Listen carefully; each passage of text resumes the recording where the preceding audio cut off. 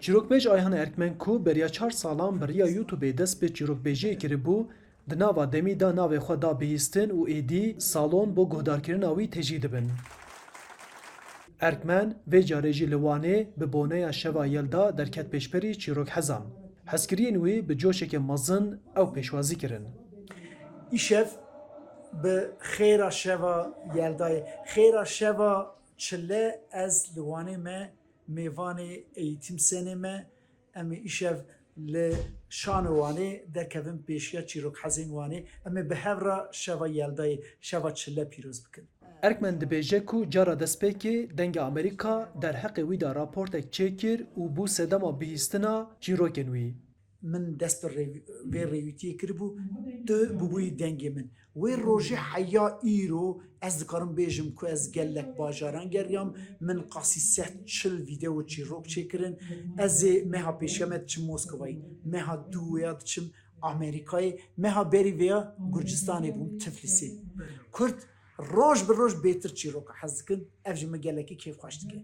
Van salên dawî zêdetir ev kevneşopiya Kurdan şeva yeldan dîsa ketiya Rojava rûnişvanên Wanê û her sal tê pîrozkirin.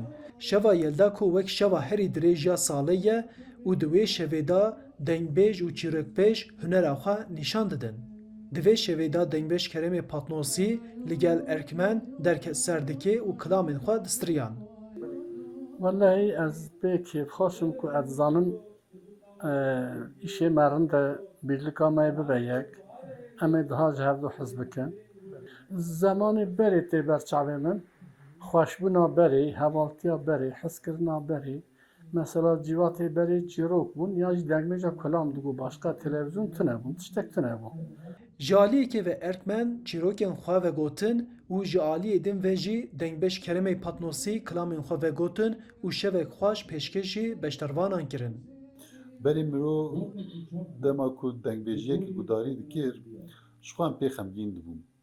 Bez dema ku mamostayê han şîrova çîrokan kirin û mirov çîrok jî dizanîn, çîrok û dengbêjî gel yek ew bandora ku ser hestê mirov yê kurdatiyê dihêla dibû dehqat.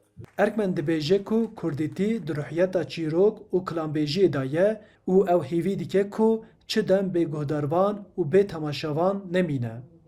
Arif Aslan, Dengê Amerîka, Wan.